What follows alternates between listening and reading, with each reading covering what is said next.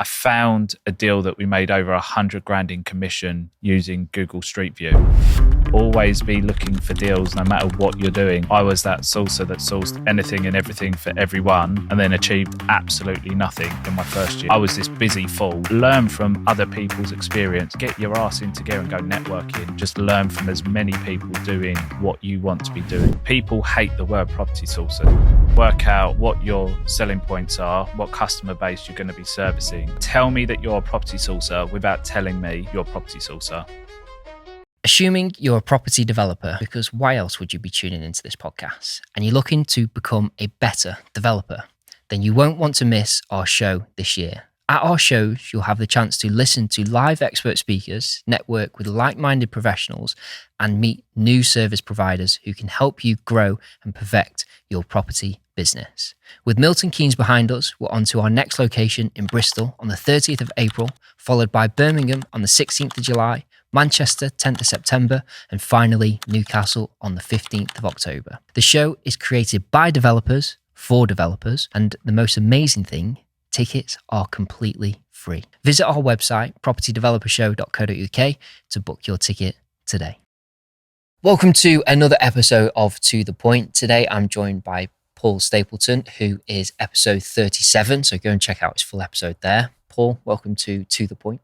Looking forward to it. Yeah. So in terms of the rules for your benefit and the Right. people that haven't tuned into a To The Point before, I'm going to ask you a question and you've got 2 minutes to answer that question. 2 minutes for the whole question. The whole question. Cool. Rock and roll. What is the best property deal that you've done and why? Ooh. Best in most creative or monetary? However you want to answer it.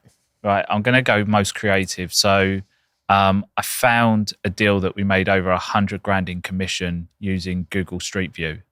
Wow. So we were reviewing a property in Kensington, so close. And we're walking around the immediate area on Street View, just checking out, as you do, Liverpool, what areas are good, what areas are bad. And we saw a plot of land with a builder's banner. And the photo was 2 years old. So we thought we'd call the developer, see what they were up to. They were 3 months off of completion on 6 terrace houses. They were instructed by a local agent, but they wouldn't sell the properties until they had a property completed and it was a show house. So we said, look, give us 3 months. Whatever we don't sell, give back to the agent. We sold all 6 within a couple of weeks. Wow. We then got instructed to sell the remainder of the site, which was 2 semis and a block of 3 apartments. So we made 108 grand off of that. And then we went on to do a further 5 sites with that developer across Liverpool. Amazing. So, always be looking for deals no matter what you're doing. So that original deal, I never even went back to. I just decided to proceed with this one. But yeah, great deal found on Google Street View. There you go. Deals are literally everywhere. Yeah. Even on Google Street View. Co-sourcing with the yellow man. Amazing. Amazing. 30 seconds, but I'll let you off because that is that deserves a round of applause. Thank you, mate. 30-second round of applause. yeah. Stay tuned. Okay, next question. We kind of alluded to this in your full episode, so there's a longer version of this answer, I suppose. But what are some of the common mistakes people make in property? Oh, good question. So I think not having a clear strategy and sticking to it. So I was guilty of it at the start. I was that sourcer that sourced anything and everything for everyone and then achieved absolutely nothing in my first year. I was this busy fool trying to please everyone. Lots of people say don't niche down too much. I disagree. I think again, our good friend Daniel Priestley, right? He's got the book Oversubscribed. That's all about niching down onto one thing and oversubscribing yourself with customers. So for me, I specialize in tenanted properties under 150 grand that yield 8%. So any investor that comes on board with me knows that is the product that I source. If you're looking for HMOs, if you're looking for pieces of land, you're looking for your next flip, I'm not your guy. But at the same time, landlords looking to sell their property that match that criteria know to come to me. So a single message gets me both people that I'm looking for. So people always ask, what comes first, the chicken or the egg? if you niche it down and you have a clear message and you're consistent with that message, it's not social housing today and then supported living tomorrow. If it's consistent, that one message gets you both sides either way. How do you knuckle down on your niche? You just have to be laser focused on it. I think too many people, they give it a go for a couple of weeks and they don't get the result that they want. And they go, okay, right, maybe that's not working. But it is also down to the due diligence as well. Like, you have to identify that, yes, it sounds like a great idea to do 8% yielding properties in Liverpool, but how readily available is that product?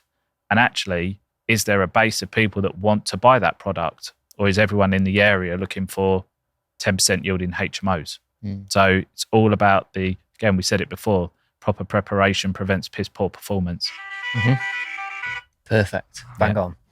So the ethos around property sourcing within the sector, particularly, I suppose, experienced people, when someone says, I'm a property sourcer, often it's an experience.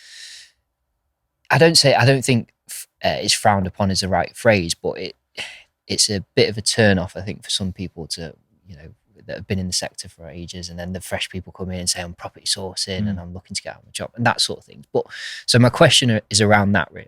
If you're just starting out in property sourcing, how do you approach people without sounding inexperienced, when I suppose you are inexperienced in a way, but how do you sort of break through those early stage barriers?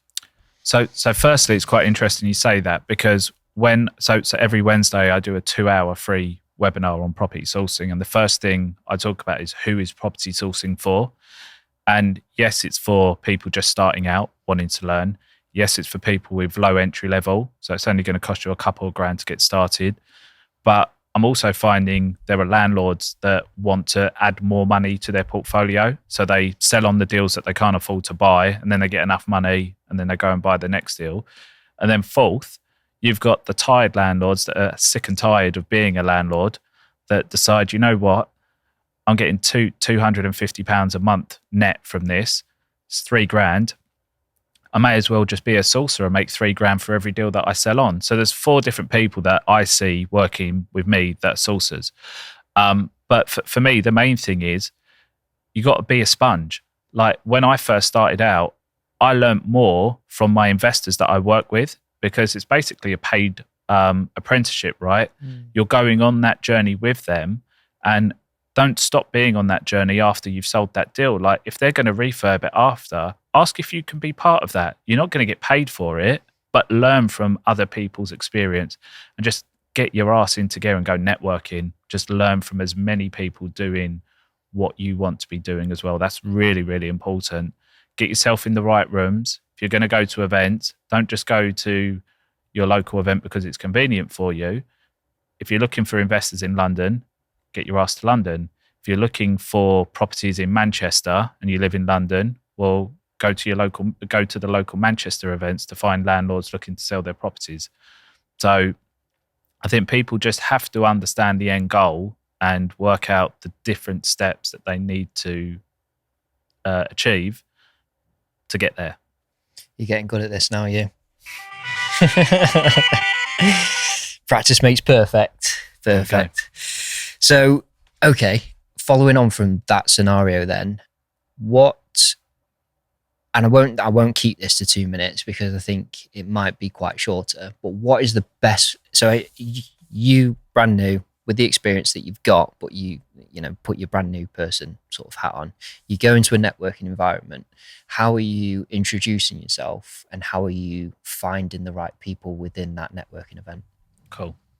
So we'll go 2 minutes. So firstly, I always say to people, like you said, people hate the word property sourcer, same as I hate the word estate agent. Like, they're frowned upon. So you need to work out what your selling points are, what customer base you're going to be servicing. So I always get people to do what we call their elevator pitch, which is, you're in an event, the mic's being passed around, stand up and introduce yourself to me. And it's always, hi, my name's John, I'm a property sourcer. I haven't done very many deals yet, blah, blah, blah. Straight away, they've lost you. My biggest thing is, tell me that you're a property sourcer without telling me you're a property sourcer. So you need to package it up around, this is the service we provide, this is who we help, and this is who we're looking to network with at this event.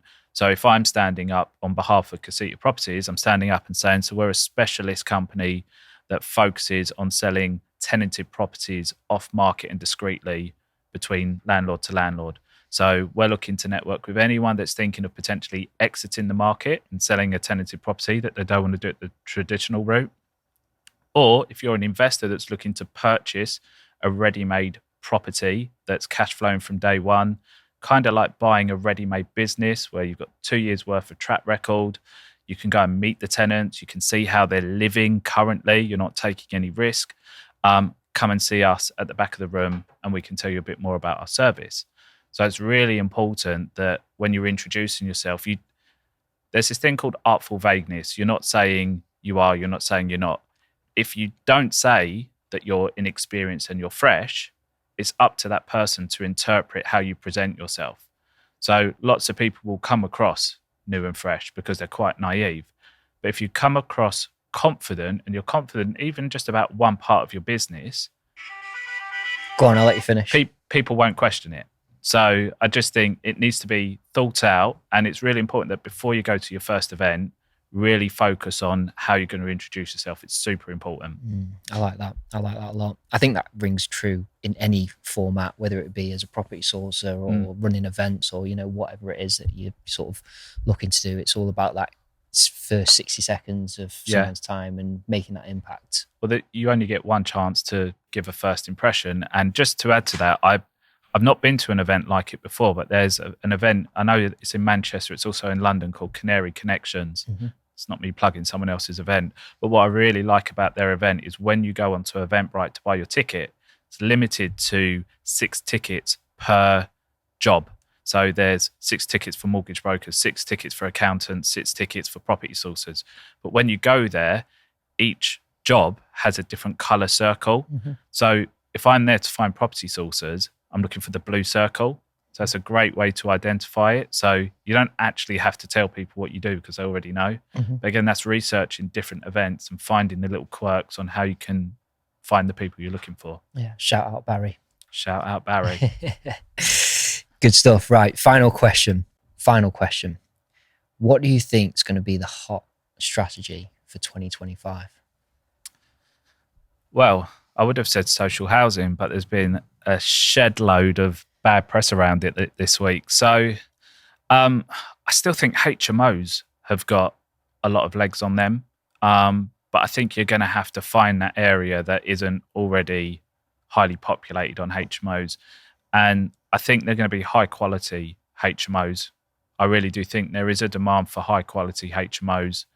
But at the same time, if the planning constraint comes in for serviced accommodation, and you're going to have to change usage of your property from residential to some sort of business usage because it's effectively being used as a hotel, I think there's also opportunity in serviced accommodation because you'll have lots of low-level people doing rent-to-rent exiting the market. They'll be put off by that because there'll be questions around who does the burden fall on to apply for the HMO, the planning permission change and stuff like that. So I think we'll see a massive dip in Airbnb listings, and then that will create an opportunity for people to come in and create higher level ones because they'll need to be higher level to get a higher pound per night. So, yeah. Okay, so leaning on the fact that you mentioned sort of service accommodation, moving away from that back into HMOs, have you started to see that sort of shift with landlords? Yeah, so I think the shift has come in the form of people needing a higher return because interest rates are higher, mortgage products are more expensive, arrangement fees are super high. Some are 4 to 10 grand I've seen on arrangement fees. So I think people are having to seek a higher level of yield and return, and there's a ceiling right for buy to let. So HMOs, service accommodation, seem to be the area that you can get those. Yeah, nice. All right, perfect, spot on. Again, Perfect. Wonderful. Well, thank you very much for coming on to the Wicked. point. Pleasure, mate. And Pleasure. You've been an excellent guest, utilising all the full 2 minutes. So I appreciate that, Paul. And more. So thank you very much for tuning in today. Obviously, if you do like To The Point, then please do let us know, because we can continue this format. If you aren't that interested in To The Point, then we can change the format and look at different ways to maximising the guests that we get on this episode. But as a usual format, please do like and subscribe if you're on YouTube, and on audio, do leave a review. We hope to see you again soon. Take care. Goodbye.